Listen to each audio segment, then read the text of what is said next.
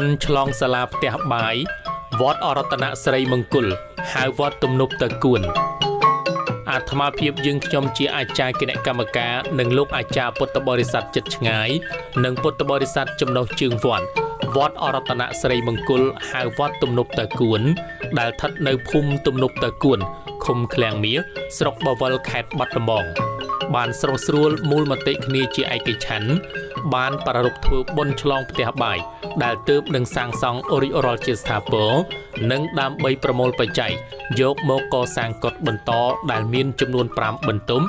ដោយហេតុវត្តមិនមានកុដិព្រះសង្ឃគង់នៅសិក្សារៀនសូត្រមានកុដិត្រឹមត្រូវនិងតាមស្តង់ដារនៅឡើយដែលពិបាកដល់ព្រះសង្ឃគង់នៅក្នុងវត្តសិក្សារៀនសូត្រផងដែលក្នុងការកសាងកុដិនេះផងដែលមានចំនួន5បន្ទប់និងមានបណ្ដោយ12ម៉ែត្រទៅទិង9ម៉ែត្រដោយការកសាងនេះនៅមានការខ្វះខាតសម្ភារៈជាច្រើនដូចជាស៊ីម៉ង់ត៍ដែកឥដ្ឋខ្សាច់ថ្មនិងតម្លៃជាងឡាក់អាស្រ័យដូចបានប្រគេននឹងជម្រាបជូនខាងលើសូមព្រះដេចគុណទ្រង់ឯកឧត្តមលោកជំទាវអ្នកអង្គការមន្ត្រីរាជការគ្រប់លំដាប់ថ្នាក់លោកស្រីនាងកញ្ញាសពបរិសជនព្រមទាំងពុទ្ធបរិស័ទចិត្តឆ្ងាយទាំងអស់មេត្តានិមន្តនិងគោរពអញ្ជើញចូលរួមចាប់មគ្គផលនិងអនុមោទនានៅផលអានិសង្សតាមកម្លាំងសទ្ធាជ្រះថ្លារៀងអង្គនិងរៀងខ្លួនអ្នកផ្ដើមបុណ្យព្រះគ្រូវភិរៈបញ្ញាញឹមផាគ្រូសូត្រស្ដាំវត្តស្រីសួស្ដីព្រមទាំងពុទ្ធបរិស័ទចំណុះជើងវត្តលោកជំទាវមហាឧបាសិកាប៊ូស៊ីដេតព្រមទាំងស្វាមីនិងកូនចៅមហាឧបាសិកាហេងសរិននិងស្វាមីព្រមទាំងកូនចៅលោកគ្រូវឿនហួយនិងអ្នកគ្រូតុកសុផានីព្រមទាំងបុណ្យពុទ្ធបរិស័ទចំណុះជើងវត្តនៅភូមិទួលតាកុយឧបាសិកានាងសិននិងកូនចៅឧបាសិកាម៉ាក់យាយបយហៅរឿងព្រមទាំងកូនចៅលោកគ្រូម៉ៅលឹមនិងភរិយាព្រមទាំងបុណ្យឧបាសិកាស៊ូម៉ានព្រមទាំងបុណ្យឧបាសិកាផុនសុផាន់និងភរិយាព្រមទាំងបុណ្យលោកសុកចែនិងនៅសរឿនហៅឡាន់លោកអឹមសុខឹមនិងអ្នកស្រីឈឹមណារ៉េតព្រមទាំងបុណ្យលោកផូខឿននិងអ្នកស្រីហៅសឿនព្រមទាំងបុណ្យឧបាសិកាម៉ៅចន្ទធីនិងស្វាមីព្រមទាំងបុណ្យឧបាសិកាស៊ូស្រីមុំព្រមទាំងបុណ្យឧបាសិកាឡាងទៀងព្រមទាំងកូនចៅលោកផុនឆុននិងអ្នកស្រីណៃសុភីឧបាសិកាណៃអឹមព្រមទាំងកូនចៅ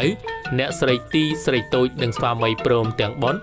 អ្នកគ្រូពេទ្យហ៊ួនចន្ទធីនិងស្វាមីព្រមទាំងបុណ្យលោកមេភូមិឈឹមសារីព្រមទាំងកូនអ្នកស្រីអនុភូមិអុកលក្ខិណាព្រមទាំងកូនចៅព្រមទាំងកូនចៅចំណុះជើងវត្តអរតនស្រីមង្គលទាំង4ភូមិឧបាសិកាឆៃរស់ព្រមទាំងបុណ្យឧបាសិកាអុកផុនព្រមទាំងកូនចៅ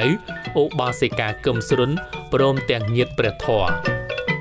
កម្មវិធីបុណ្យថ្ងៃសៅរ៍8កើតឆ្នាំរោងឆស័កពុទ្ធសករាជ2568ត្រូវនឹងថ្ងៃទី5ខែមេសាឆ្នាំ2025វេលាម៉ោង2រសៀលពិធីជួបជុំពុទ្ធបរិស័ទញាតិមិត្តជិតឆ្ងាយ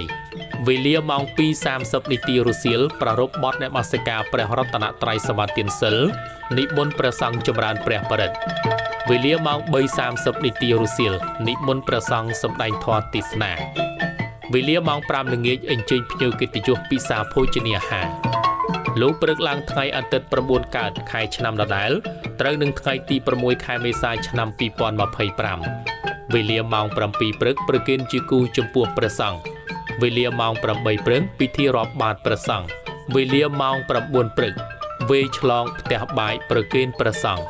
វេលាម៉ោង 10:30 នាទីព្រឹកវេផតតាហាប្រគេនដល់ព្រះសង្ឃវេលាម៉ោង 11:30 នាទីថ្ងៃត្រង់អញ្ជើញភ្ញៀវកិត្តិយសពិសាភោជនាហារដែលជាកិច្ចបញ្ចប់ក្នុងកម្មវិធីបុណ្យបញ្ជាក់អាត្មាភាពសូមបណ្ឌបាតចង្ហាន់តាមគេហដ្ឋានរបស់ញោមញាតដោយសេចក្តីអនុគ្រោះលេខទូរស័ព្ទព្រះគ្រូចៅអធិការ096 48 48 861 071 39 55 995 076 35 14 737 សូមអរគុណសូមអនុមោទនា